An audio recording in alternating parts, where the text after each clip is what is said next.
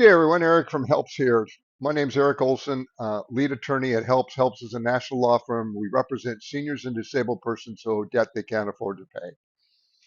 And our main mission is protect seniors from collector harassment. Now, when I say seniors, I mean anyone that's getting protected income like Social Security, a pension, disability, VA benefits, any type of retirement, including a 401k and IRA. You name it. If it's retirement income, it's protected under federal law and under state laws. Okay, and our second mission is to educate seniors how you can maintain your financial independence, and that's why we have these YouTube videos that we do Monday through Thursday. And I'm glad to have you here today. If you have any questions, you can put it in the chat feature. Um, Appreciate you participating. And there's a lot of new people on a lot of times, and so sometimes we talk about the same things, and so that's okay. We like to do that.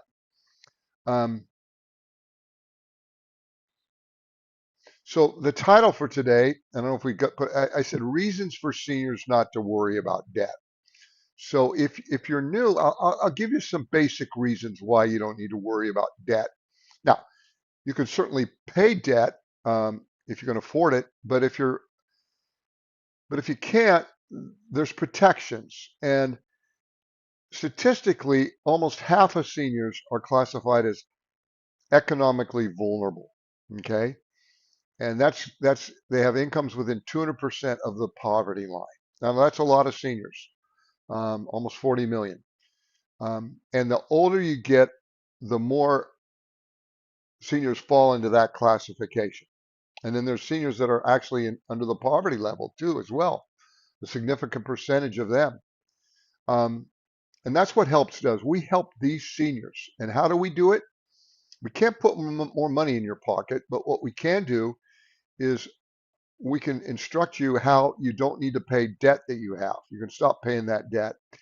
And you might say, well, gee, Eric, they're going to call me or they're going to make my lives miserable. Well, there's a federal law passed in 1978 that provides if you're represented by an attorney, debt collectors have to leave you alone. They have to go to the attorney and communicate with them and not you. And that's what we do.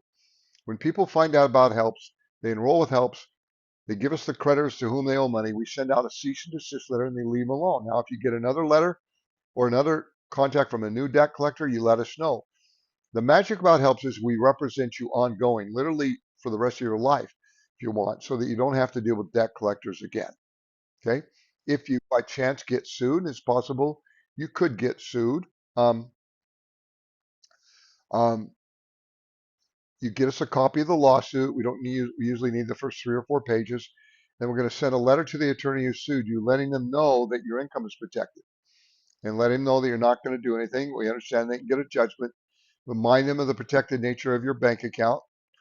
Now, your bank account is protected automatically under a federal law passed in 2012. Actually, it's a federal rule. And that instructs banks that if they get a writ of garnishment, they're to examine the bank account of the person who's being garnished. And if Social Security or federal benefits was deposited into that bank account, then they're to automatically protect twice the monthly amount that's deposited in that account, regardless of what other funds are in there. So they don't have to determine, oh, okay, we're only going to protect the Social Security, but not this money this person made on the side. No, they take the amount you got from a federal benefit like Social Security or a federal pension, times that times two, and they protect that sum, even if some money in there came from another source. Okay, so for most of our clients tell me, well, Eric, I never have more than twice the amount of my Social Security in my bank account. Never have to worry.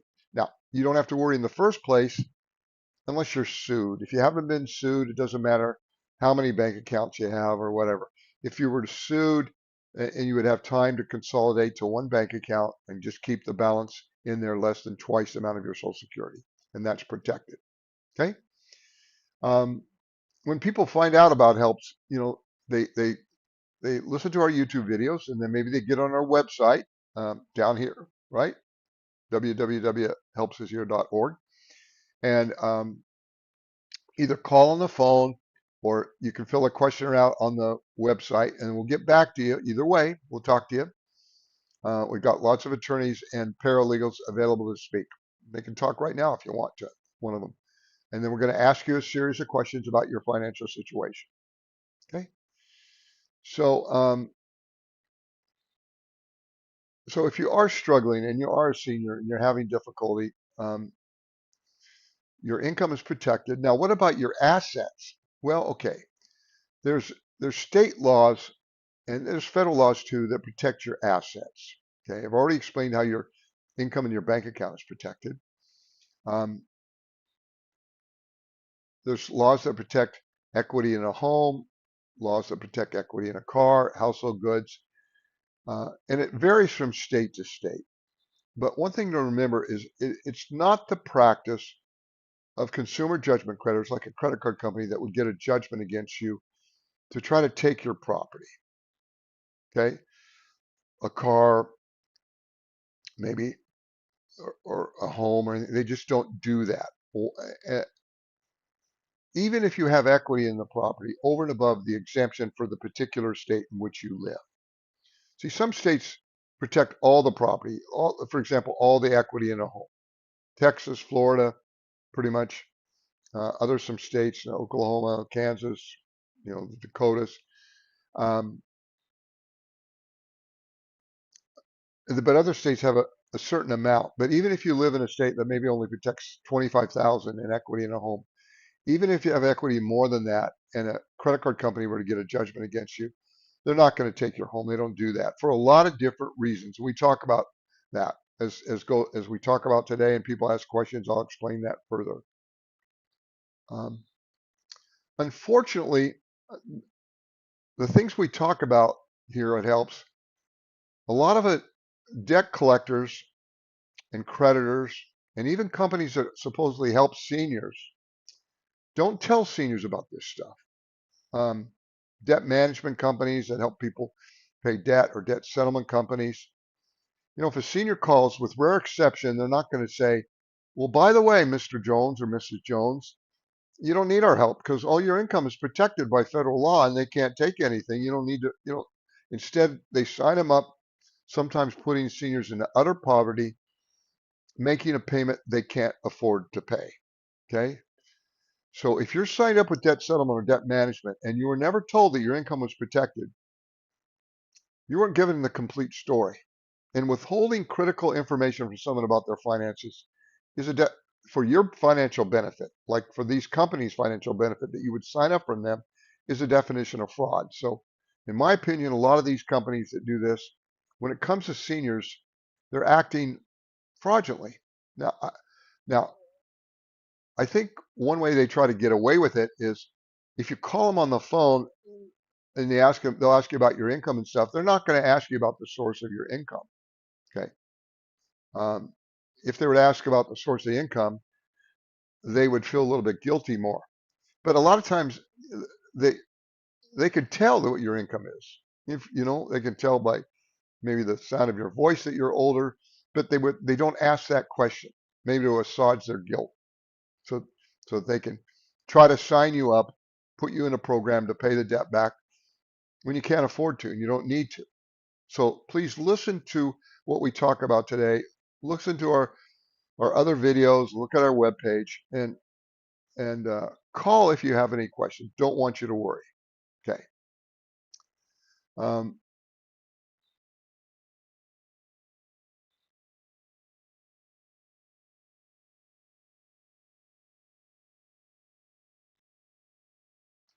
okay. And yeah, you can hit the like button. You can also subscribe to our channel. And if I don't catch your question, ask it again. Got a lot of help in the comments telling me people what to do, how to get my attention and stuff. Right. Good. So here's a person that contacts us from Texas. They're 70 years old. They live with their family. They get $1,100 in Social Security. And a person says that Bank of America is suing her. And the court date is next Tuesday. And it says that she is struggling with other credit card debt that she's not current on. So what we did is we explained to her that her Social Security is protected, can't be taken. Um, and what she did was the Social Security was deposited into her savings account and then transferred to her checking account. And what we did is we told her that's not the way to do it. You just want to have one bank account, and that's the account to which your Social Security is deposited. Normally, that's the checking account. You don't get enough money in the savings account to amount to a hill of beans. So we told her to change to have the Social Security go into the checking account. And as long as she keeps less than twice the amount there, if they eventually get a judgment and they try to garnish the account, which is pretty unlikely, but if they did, her bank's going to protect twice the amount. In her case, 1,100 times 2 would be $2,200. Okay. And we can send an email. We'll send her an email on how to get her Social Security going into her checking account. It's not that difficult. She can do it online, do it over the phone. She'll be fine. Okay. Now,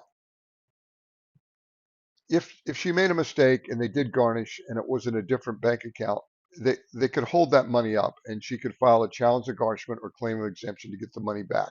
But that's always a headache. So it's always nicer if it goes into one account and it's protected automatically. Therefore, you don't have to do anything. You don't have to call the bank. The bank will protect it on its own. There's a department in the bank that deals with this stuff. Okay. And they know what to do. Don't trust what the bank manager says because he has nothing to do with it. Okay.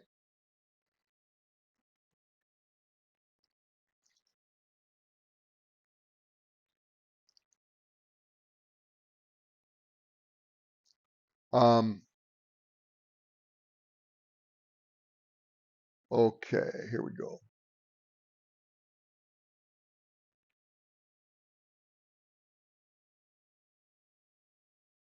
It's just the person says that this person lives with their family and she would like to gain her independence once again.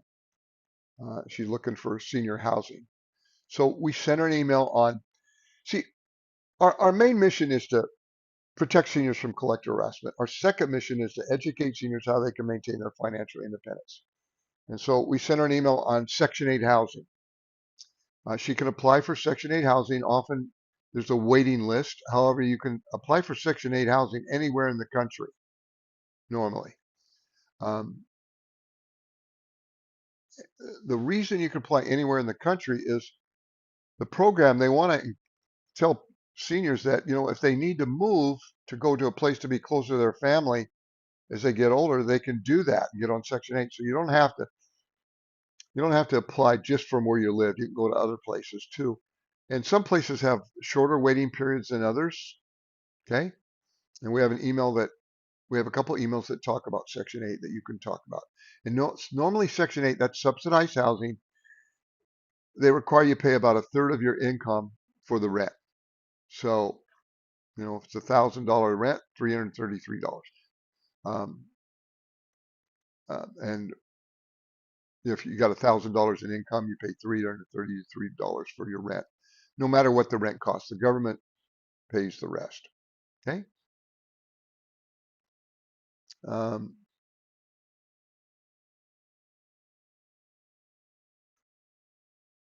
okay. This person contacts us from California. They're 70 years old and they get Social Security and a pension. Now, their Social Security, they get quite a bit, frankly. The Social Security and the pension is pretty high. They're buying a home and they own a car outright. Uh, they're being sued by their credit union and they have other unsecured debt and got a title loan on a car. And they owe IRS debt with a payment plan in place. So first off, in California, see, states have different laws that protect equity and property. In California, in virtually every county, a minimum of $700,000 equity in a home is protected, and more in some counties in California than others. So as long as this person has an equity in a home of $700,000, maybe even a little bit more than that. The home isn't at risk.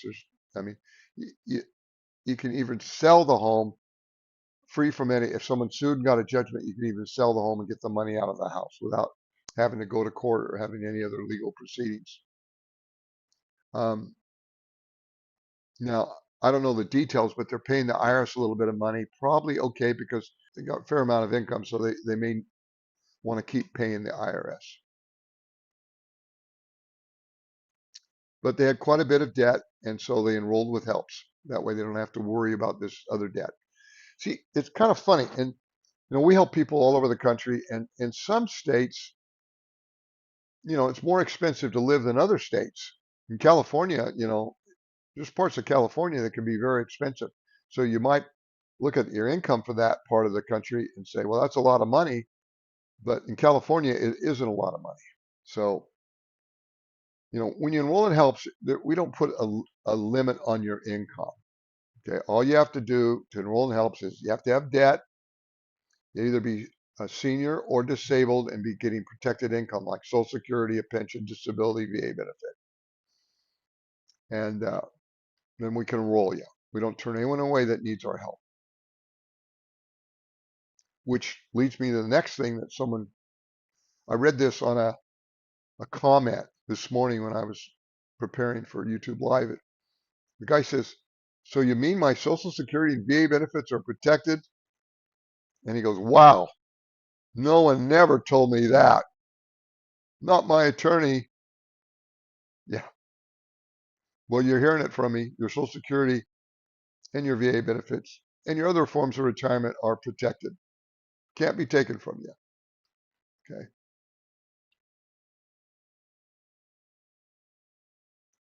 So Ken says, I had a milestone credit card from 217 that I could no longer pay.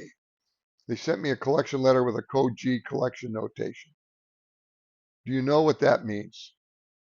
Thanks, Eric.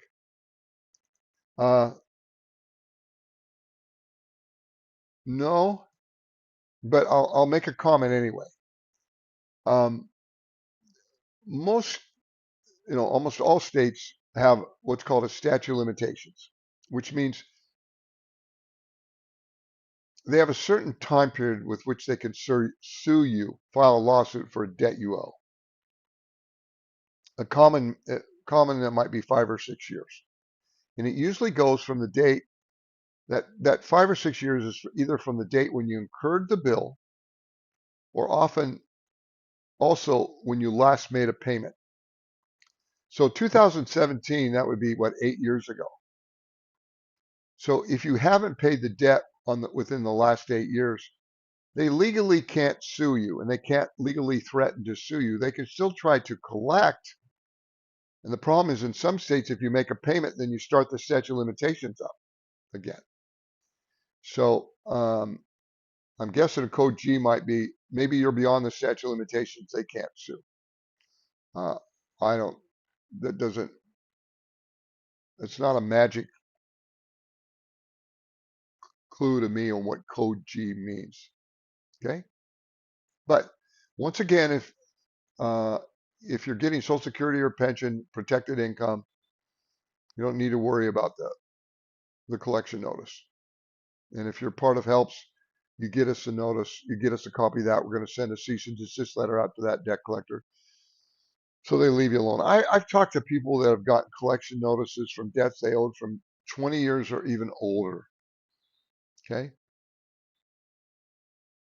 I talked about one, I think last week, where got a really kind of a semi-nasty collection notice trying to get him to pay. And at the very end, the letter said, by the way, we can't sue you. It's been too long. Okay. So, but what they want to do is they want to try to get you to pay. And so, debt collectors, they don't have to tell you what your legal rights are. They're just there to collect the debt. What they do have to tell you is that they're a debt collector, and any information they get can be used for that purpose. But they're not going to tell you that your income is protected. Okay. So this person contacts us.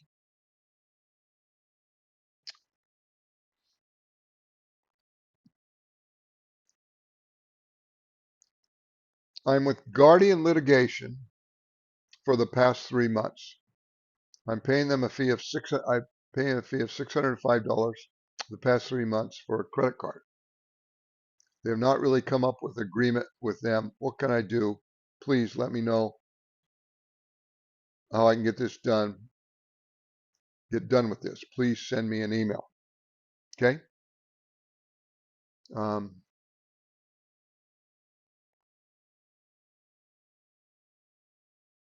and here's a response I made. There are a lot of debt settlement companies or debt management companies, including nonprofits. If you are a senior receiving Social Security or a pension and weren't told that your income was safe and protected and you didn't need to pay the debt, you were being scammed by this company.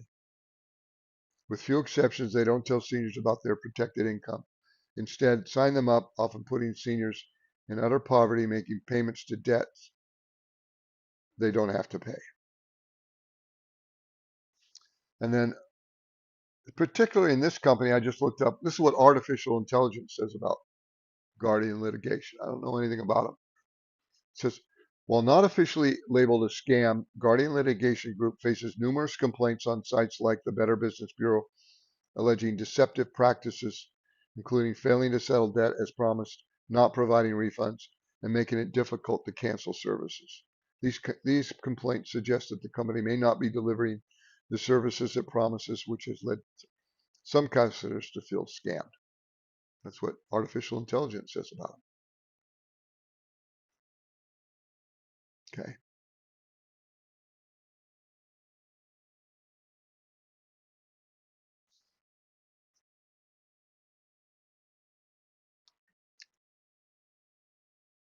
Person contacts us from South Carolina. They're 64 years old. They have 60,000 in credit card debt, and his income or her income is $1,400 in Social Security, and that's it. And they're a friend of our client. That's how they found us. Apparently, they called us together with the client.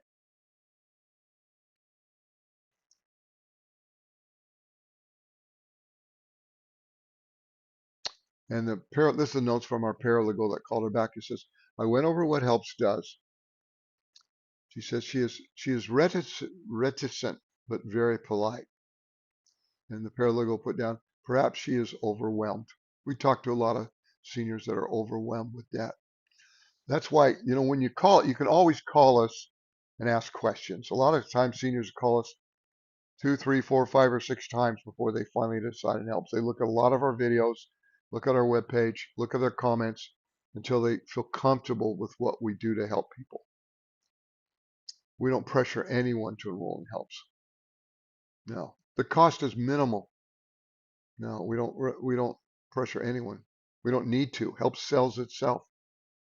Um, she goes on to say, I explained that we operate under the Fair Debt Collection Practices Act and that her income is protected by federal law.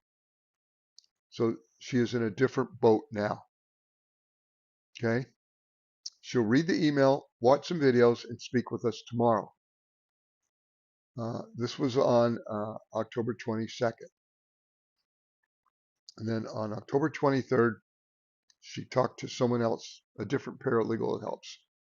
See, when you call us, we save the information. It's confidential. We save it. So when you call back, we don't have to start over again. We can pick up where we left. Okay? She owns her home outright with her siblings, but she's the only one that lives there and owns a car outright. She has credit card debt that is current, but says that she can no longer afford to pay it. We read what we did, quoted her fees, and she decided to enroll in Helps.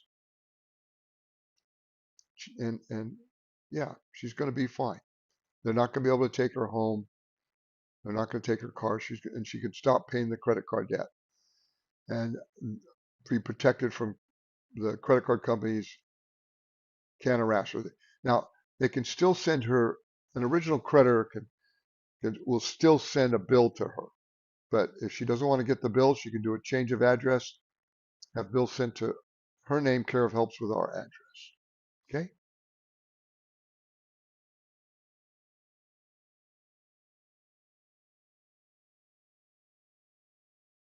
Broodmaster says, I have a bill of $500 from a medical debt. So if I join you guys, you send them a cease and desist letter. That doesn't mean they're actually going to still try to collect from you. Are they going to try to collect from me? No. When you enroll and you give us a debt, we send a letter to the collector or the creditor to whom you owe money, letting them know that your income is protected, that you can't afford to pay the debt, you're not going to pay it. And that if they have any questions, then they can call us. See, under the Fair Debt Collection Practices Act, we represent you as your attorney to receive collector communication. And so we have to receive their, if they call us on the phone and they call all day long, we're just going to tell them you can't pay it. You're not going to pay it. Okay.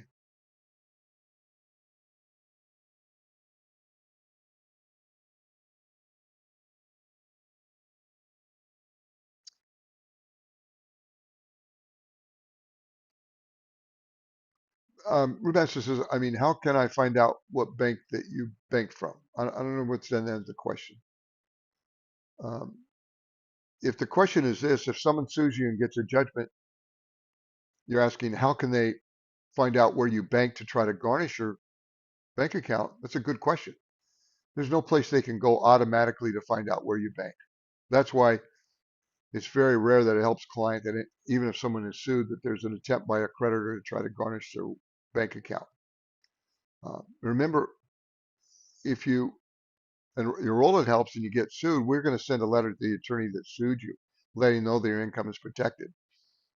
I think it makes it less likely they would attempt to try to garnish your bank account. But once again, if they were, as long as you keep less than twice the amount of federal benefits in there, it's protected. So you don't need to worry about this.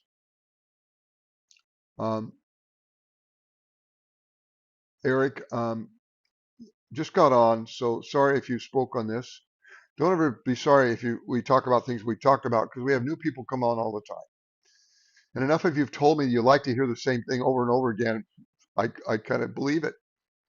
So, okay, you spoke on this, but have you dealt with home title being stolen? Are these offers of title protection real?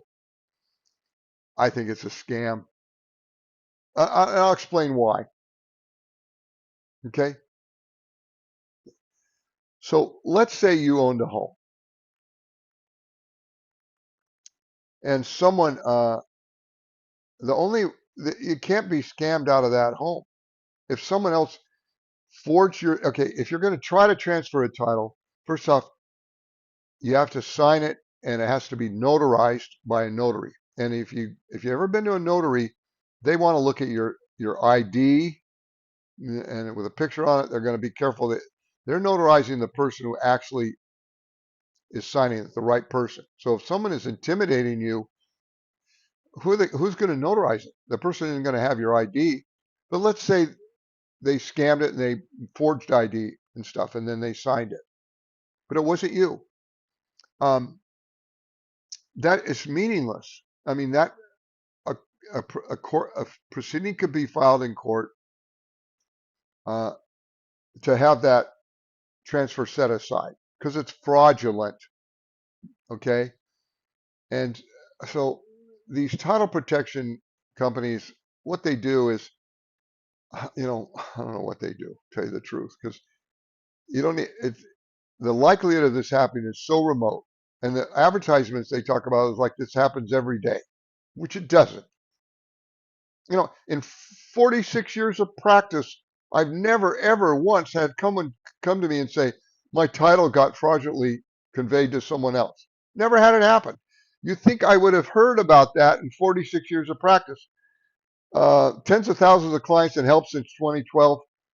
20 to 30 or thousand bankruptcies or more. You know, and if it were to happen, it could be set aside because you could show that wasn't you. Court would order that null and void. So you don't really need to pay someone to try to prevent that. But some of these guys on TV, even some people I respect, they advertise this. It's like If you pay someone to advertise, they're going to advertise, and sometimes they'll advertise for any.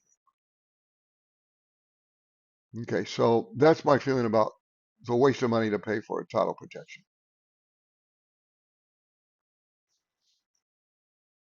Uh, Mary says, Eric, I got my house payments to Bank of America, but I know a credit card for Bank of America where they do anything with my house payments because it comes out automatically.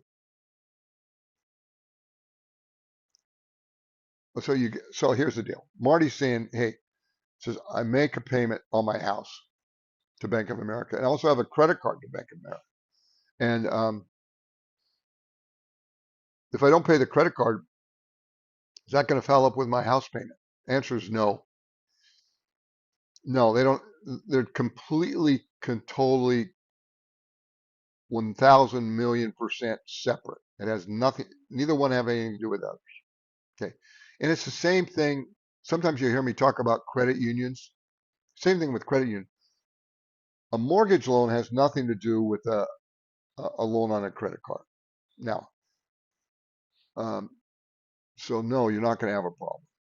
Okay, there won't be an issue. Now, where it could be an issue is if, let's say, you had a credit card with a credit union, and then you had a car loan with a credit union that you wanted to keep. Well, unbeknownst to you, uh, when you signed on the car loan and when you signed on the credit card debt with the credit union, it said that you agreed to cross collateralize any other loan with another loan you have with the credit union. So if you keep paying the car payment, you go to pay it off, and then you owe 5,000 on the credit card. They're going to say, well, we're not going to give you the title until you pay us the 5,000. So we always talk to people about that. It's called cross collateralization with credit unions. Banks don't do that except for Truist Bank. They started doing that. Okay. But no, Marty, you're not going to have a problem. You can keep paying your house payment. Won't have anything. The fact that you don't pay the credit card payment to Bank of America won't affect your house payment at all. There won't be an issue. None.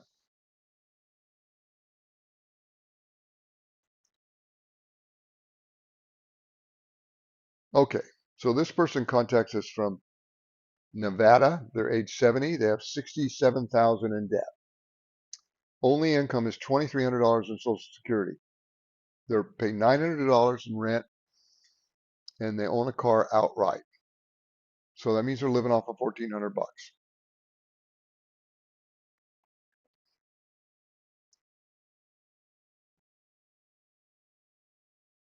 That's a lot of debt, 67,000. They had a student loan, and we talked to them about that. And so I'll mention this about student loans. Um, I got a big history with student loans and our helps clients. In about 2017, 2018, we became the plaintiff on a lawsuit, a class action lawsuit to stop the government from offsetting Social Security from seniors. Before that, they were often taking 15% of a senior's Social Security. And they had a proceeding in place called income-based repayment plan, but it was very complicated, difficult for seniors to navigate. And so the government agreed to stop taking money out of seniors' Social Security, 15%. Okay. And then when COVID hit, they extended that and they stopped taking Social Security, and they haven't started it up since then. They were going to start it up this last May, but then after about 30 days, the Department of Education said, we're not going to take money out of your Social Security to pay a student loan. So they haven't started up again. They may someday. And if they do, hopefully the government will have things in place so that you can apply for what's called currently not or income-based repayment plan and not have to pay anything. Now you can do that with taxes. Okay. It's easy to, you know, with the IRS, you can apply for what's currently not collectible status, but it was a little bit more complicated for student loans. So right now, no, student loans aren't going after you, people, seniors. So this person we talked to that owed 67,000 in debt, 70 years old, only had $2,300 in Social Security, and that was it. They were thrilled to find out about us. Enrolled in helps. Okay.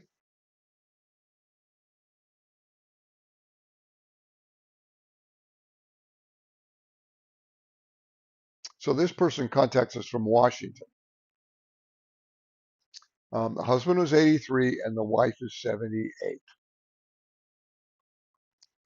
Uh, this is their income. Husband gets 2,000 in Social Security, 323 in a little pension. Wife gets uh, $1,134 in Social Security and $318 in pension.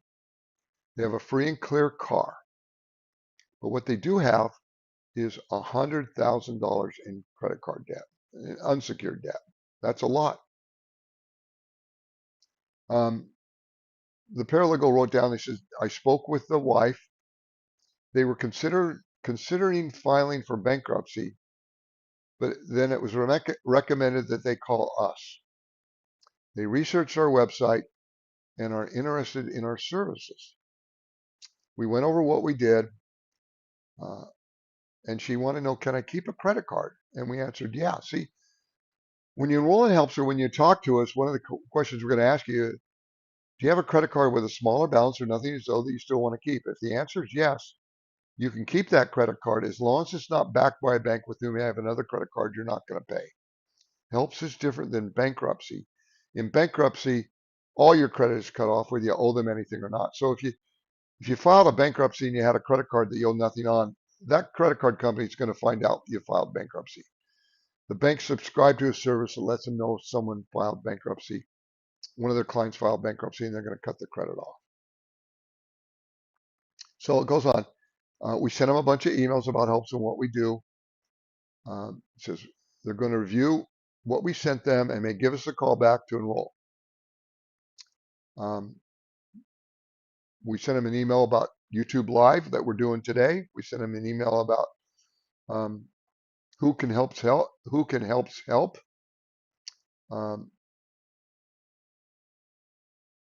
And they called back on the 27th, just a couple of days ago, yesterday. Okay, and enrolled in helps, and we sent them an email on how to send us the creditors. We've got literally hundreds of preloaded emails on different topics. Remember, our mission is to protect you from collector harassment. Our second mission is to educate you how you can maintain your financial independence. So we talk to seniors about a lot of other things to help them.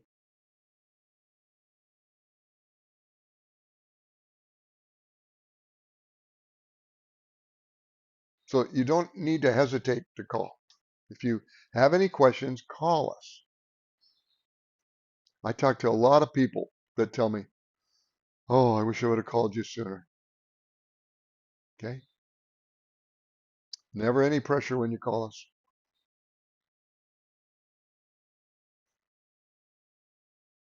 Sometimes, and I always tell our paralegals this too, sometimes people call and they just want to answer a question. They just want a question answered and get off the phone.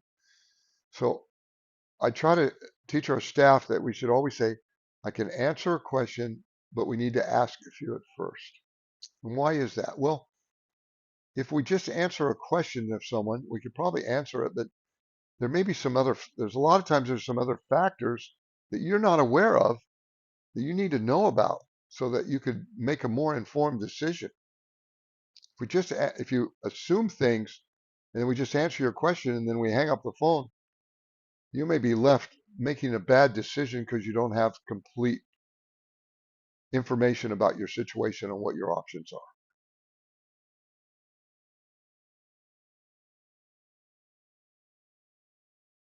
Yeah, Jimmy made a comment on liability insurance. I talked to a guy yesterday that was really worried about his house insurance in Montana. Okay. And apparently it was going up and he was worried it was going through the roof. And I said, well, I hadn't heard that about Montana. I mean, Hawaii, I mean, Florida, be a bigger problem there. And he said, well, the insurances are really going up. Well, okay, that may be, but got to realize, there's more than one insurance company out there, and they do compete against each other. Okay, and so they're not all getting together to raise rates. I mean, if you have insurance that's too high, you can also call somewhere else. And there's ways to save in insurance. You can get a higher deductible. If it's a car, you can get a higher deductible. You don't have to keep the maximum amount of insurance. See, you may live in a state where the minimum insurance is $25,000, but you could buy insurance coverage for 100 or 300,000 or even more. But if you're a senior on protected income, all you need is the minimum. Because if you got in a wreck and caused someone a lot more damage to the car, or they were hurt a lot more, uh, and they decide to come after you, your insurance company will pay the minimum that you covered, 25,000. But if they sued you and got a judgment for $1 million, they're not going to be able to collect from you. I talked to someone about that yesterday. I may have something to read about this later on. So you don't, and you could save on your insurance by doing that. Just keep the minimum amount.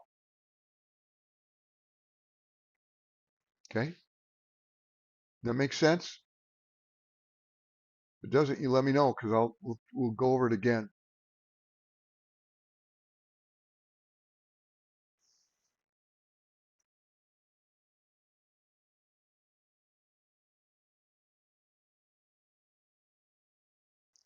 So the new rates are for the minimum coverage.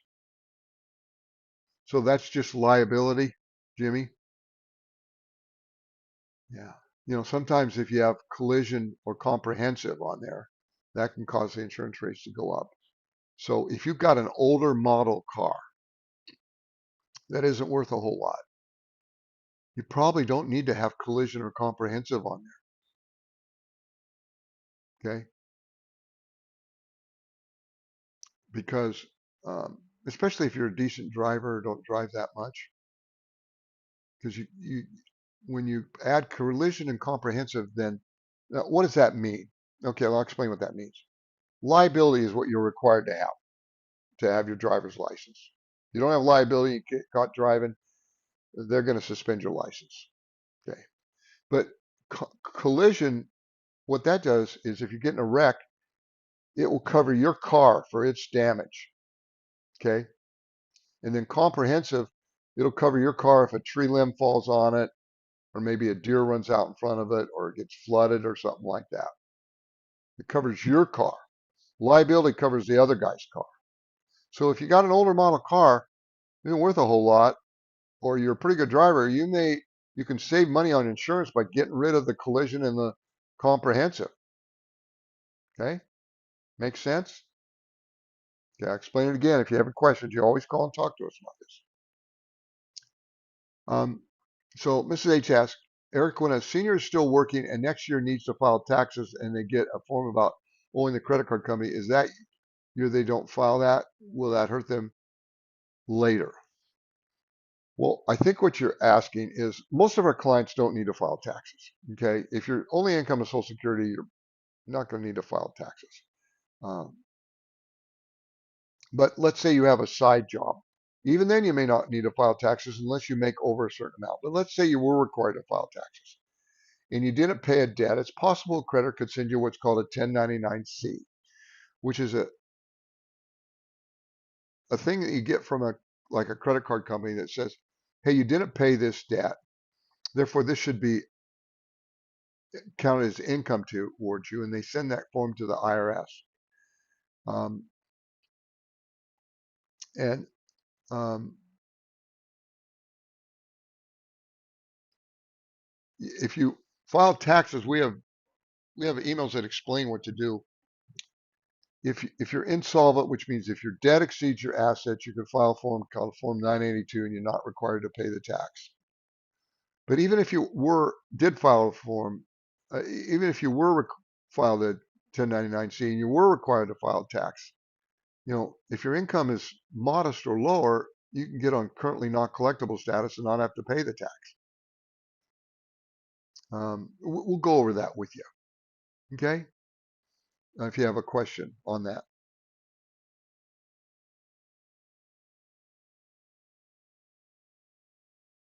This person contacts us from New York.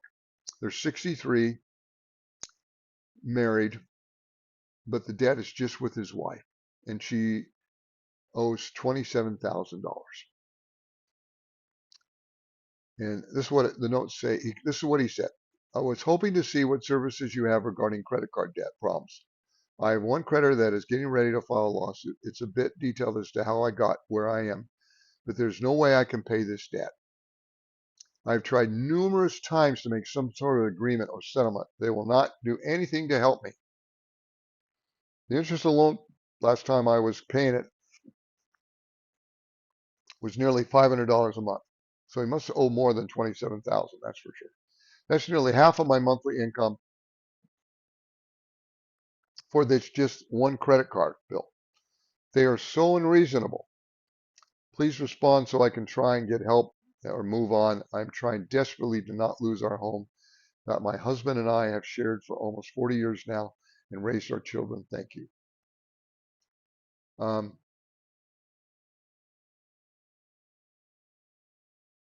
she goes on to say that she was with the debt relief program and was scammed by them. And we talked to her about her options. Okay. So let me talk about that for a second. She's worried about losing her home. Not going to happen. New York has some pretty generous homestead exemptions, but even if she had equity, which means the amount that's protected from creditors or in a bankruptcy, but even if this person had more equity in a home than what the exemptions are, uh, Capital One isn't going to try to foreclose on her home. Not going to do that. And she owns it with her husband. Okay. Um, that's another reason why they're not going to do it. And maybe if she added the kid's name to the home, uh, if her husband died, then the property would be in her name and her children's name. When she passes away, the property would go to her children. Even if she got sued and there was a judgment, when she dies, the property will automatically go to the kids. There's just a lot of reasons why this person doesn't need to worry. And we're going to go over those. And if this sounds familiar to you or strikes a bell with you, hey, there's something that can help me, give us a call and we'll go over this. Okay?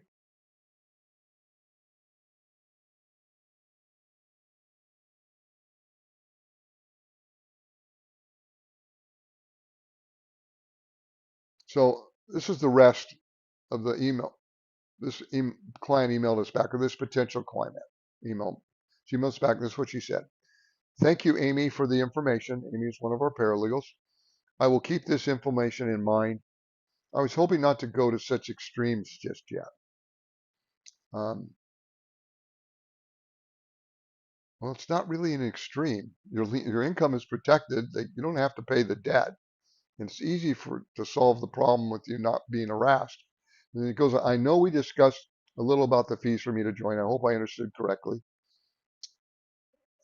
$40 a month every month for 2 years and $20 a month for 2 years. Do I have that correct? Yeah. And then it's free thereafter.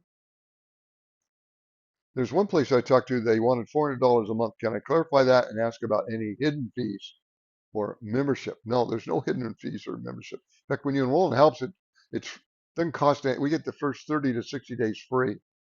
We never need any money up front to enroll someone in Helps. Can I clarify that and ask about any hidden fees or memberships? Anything that will cost money that I haven't already been told. Please contact me ASAP. I would like to take the next step and probably join your program. Thank you. Nothing secret. We don't do anything secret or no hide the ball here with Helps. Okay. We're just here to help you. And that's why you can call as many times as you want with questions. Person contacts us from good state of Texas. They're 71 years old, 16,000 in debt, and they're renting where they live. And this is what it says. Yes, I listened to your video, Mr. Olsen. I really appreciate it. You're welcome. I, I calmed down after I read it or heard it, I guess. I've been doing the very thing that you thought I was fearing. I've been being sued for debt and I wanted to leave my number. If you could please call me.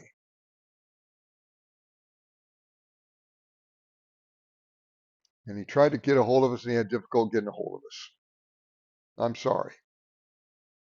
Um, we're not that difficult to get a hold of.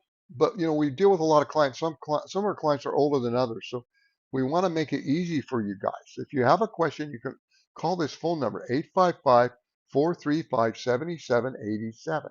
855 helps us or helps US. Okay. So if you call us before, didn't get a call back, and please call again. Okay.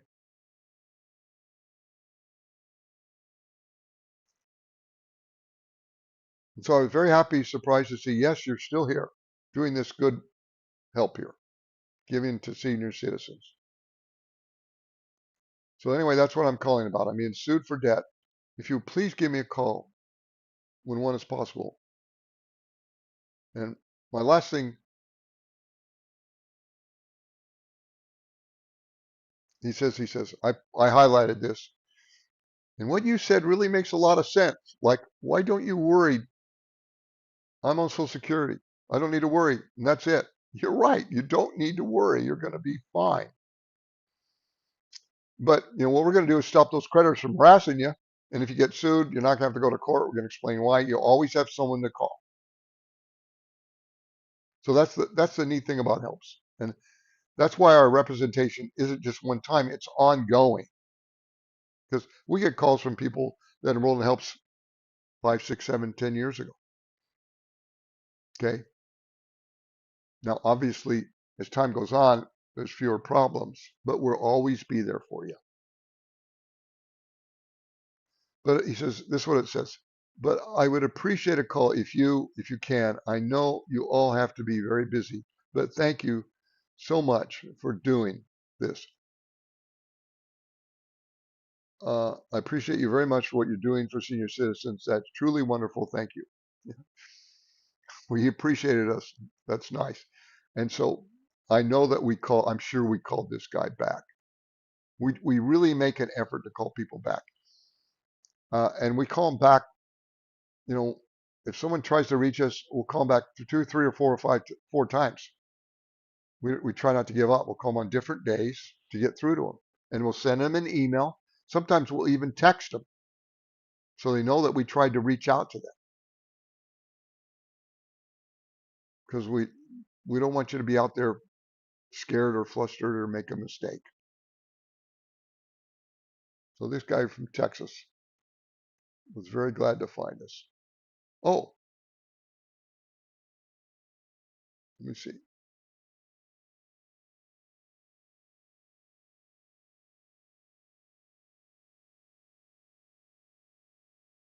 Someone else contacted us. I'm not sure who, but it goes here. Get Social Security and SNAP, food stamps. Rents and owns a car. Has credit card debt.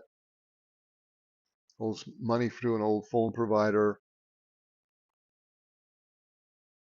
Caring for her older son who has a medical condition.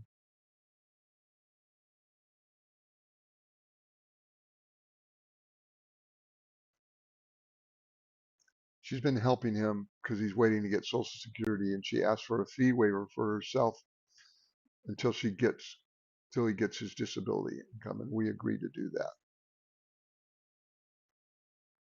Son will probably need help once he gets his Social Security disability.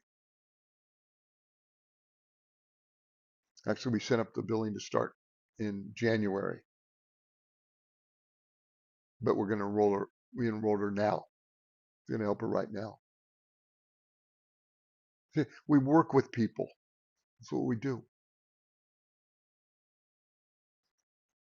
Um, yeah, time is flowing.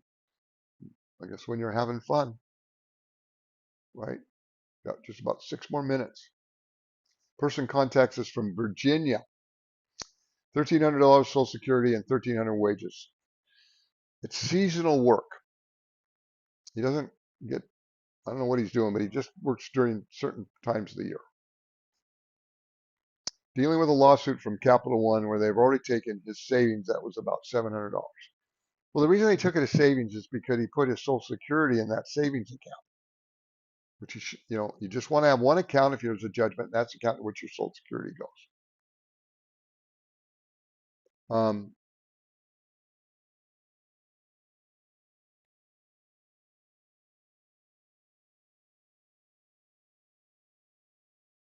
so yeah, it looks like he signed up with helps.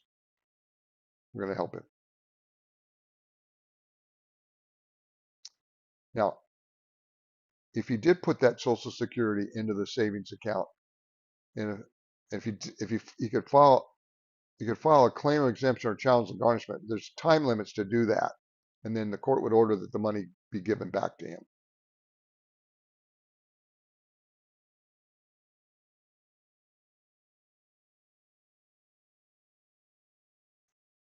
So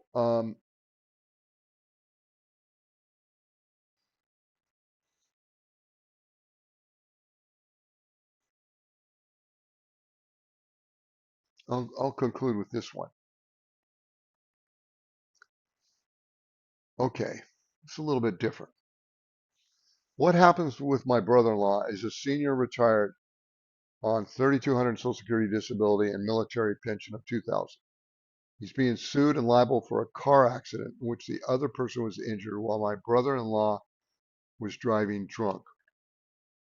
Okay, this has happened, my brother-in-law, and though his Social Security disability and the VA income may be protected, my brother-in-law has over 1.3 million in an IRA, independent retirement account.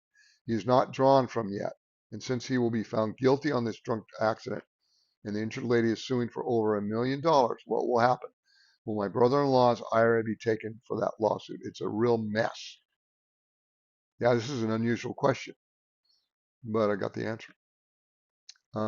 First off, um, your brother-in-law had car insurance. I'm just telling what the law is. I'm not passing judgment on whether he should be beaten down because he was driving drunk. That's a different matter. But the brother-in-law had car insurance. The car insurance is going to pay everything that they owe probably to this lady if they settle the case. And that will resolve, the car insurance won't, but then he may still be liable for some more debt for the accident. His Social Security and VA benefit is protected. And then in bankruptcy, an IRA is protected up to $1.5 million under federal law. Okay. So he could file bankruptcy, assuming everything else was okay, and wipe out any judgment for the and his IRA be protected. Now, his IRA may be protected under state laws. Different states have different provisions outside of bankruptcy without him needing to file bankruptcy. But I did say this: I have never seen anyone lose their IRA. So he should be protected. He can always call us and talk to him. We don't try to make judgments about how debt was incurred or why debt was incurred. Okay? Here it helps. Doesn't matter. That's not what we do. So yeah, it's been an hour. I'm enjoyed talking with you today. I will be here tomorrow, same time. If you have any more questions, uh, um, call. Call us. Tomorrow I'm going to talk about, someone had a complaint about my analogies. And if you've been listening to me, you know what my analogies are about aliens or drunk drivers or or getting in an accident late at night. They didn't like my analogies. So we're going to talk about that tomorrow. So everyone have a great day, and I will talk to you later. God bless. Bye.